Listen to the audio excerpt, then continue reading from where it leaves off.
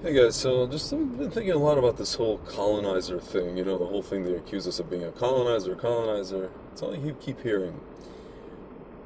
And I'm thinking to myself, like, if you think back to all the, maybe the last 200 or 300 years of anybody who's ever colonized um, a country, like any, let's say, European entity or European country that colonized someplace in Africa or someplace in the Middle East or someplace, I don't know, in Asia, right? Like they're accusing us of being colonizers from Poland, even though it's not true. But let's just say for a second, right?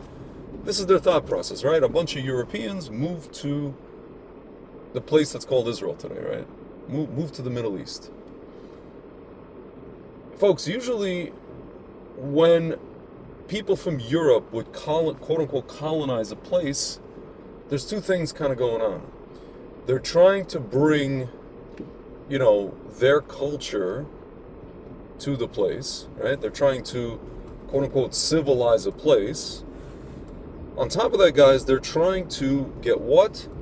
There's a home base, so to speak, right? There's like so to speak, a mothership, right? In the case of, like, for example, the British Empire, they colonized certain places, but the British, it was London, right?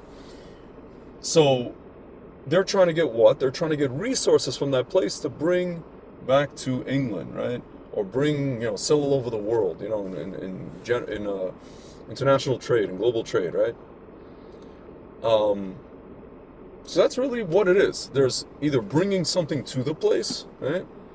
Like, which is drastically different from what the place had, or you're extracting a resource. Folks, if you think about Israel, right? The Jews who came to Israel, the Jews who purchased homes in Israel, right? The Jews who lived in Israel before the state of Israel, even after the state of Israel. If you know anything about the history of the modern state of Israel and the Jews who lived there, let's say post 1948, like, it wasn't a thing to, like, extract any resources, because there really is no quote unquote natural resource to extract. Golda Meir said, the Jews came to the one place in the Middle East that there's no oil, right? At least that time. And on top of that, they're not trying to bring any culture to the place, because the culture is inherently of the area. Judaism, folks, was founded in the area. Jewish culture, whatever that is, was founded in the area. If you want to say they're bringing stuff from, like, the diaspora that they, because of exile, yeah, there's a bunch of Jews who were exiled to different countries and they came back to Israel. So now in Israel you have a bunch of stuff.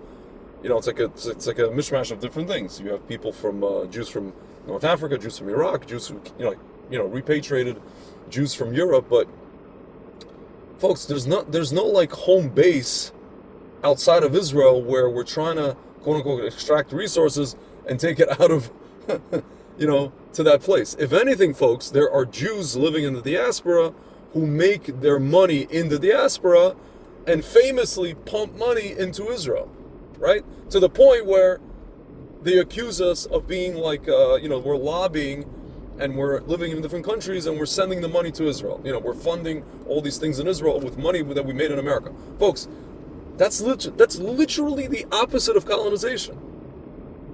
Again, it would be one thing if we extracted stuff from Israel and sent it to...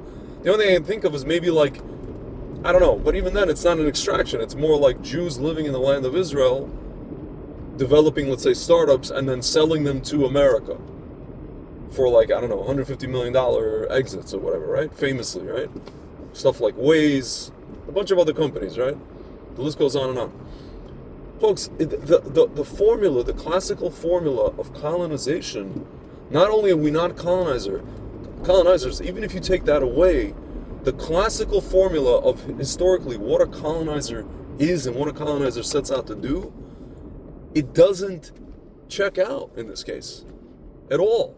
Again, folks, like, before the state of Israel, after the state of Israel was founded, the Jews who lived in that in this country, in this place, were very freaking poor for a very long time. Even now, they live, if a Jew wants to make so-called aliyah and go live in Israel, he has a certain job, let's say in America or in the Western world, he knows he's going to take a massive pay cut.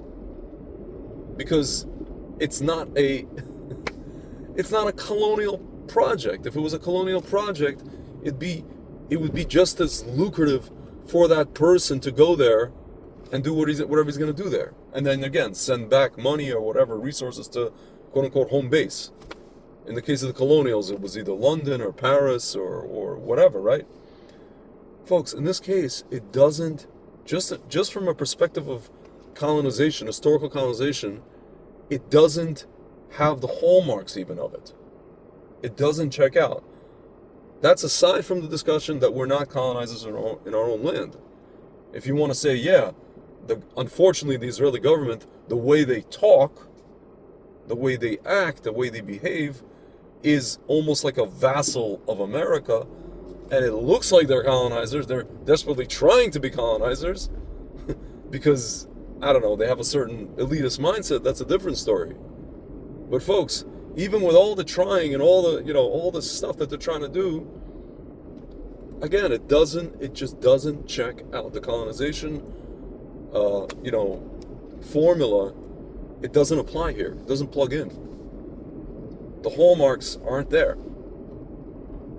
The wealth, the resources extraction from the place, it ain't there, right? And we're not bringing anything drastic to the place. It's Middle Eastern culture. Half the people that repatriated Israel came from where? Arab countries. Meaning they repatriated Israel because they got exiled to Arab countries. So, to the point where people call them Arab, Arab Jews, which doesn't make any sense. It's either a Jew or an Arab, right? So half the people that came back to this place are Jews from Arab countries, people who were planning to go back there for centuries. And the other half were just exiled to Europe, right? Okay, so they have a certain European culture. And you know what's funny, guys? I'll tell you honestly, they didn't bring much European culture, apart from maybe certain quadrants of Tel Aviv. There wasn't much European culture that they brought there. You know why, guys? People always joke, or people always say, when they make Aliyah, they're like, well, so many of us have to make Aliyah, and then maybe we can change the culture, the government, how things run in Israel. And you know what happens, folks? People move to Israel. People like myself make Aliyah from places like America and Canada and South Africa, Australia, England, very, very Western, very European style places. And we go there, and what happens? We get sucked in, literally sucked in by the Middle Eastern mentality, by the Middle Eastern culture, folks. So again, if you're saying somebody came to colonize, this is pardon my language, a piss poor job of colonizing, because they came and they didn't bring any culture, meaning they didn't bring such a culture to where they transformed this place, right? Again, you go to India, right? The English really influenced that place, right? These guys play cricket, these guys play this, these guys, certain aspects of English culture, education system, similar to, you go to South Africa, the Dutch came there, whatever it is.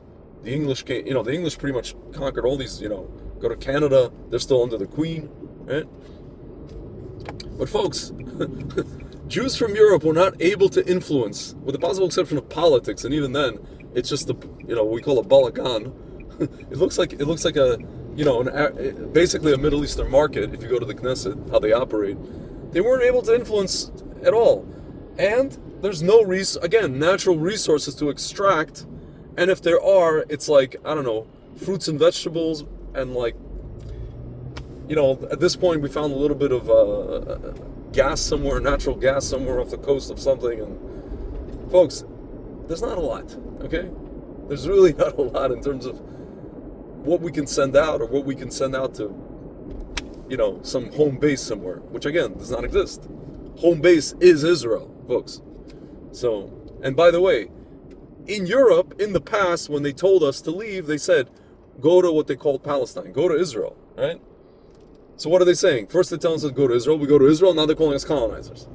Folks, it just goes to show, apart from the fact that the colonizer thing doesn't check out, it just goes to show that at the end of the day, they just hate us. They don't want us to be in Israel. They don't want us to be in their country. They don't want us to be anywhere. They don't want us to be on planet Earth. Okay? This is what really this comes down to. So, it doesn't make sense. All right, guys. Belated Tubav, and I'll talk to you soon.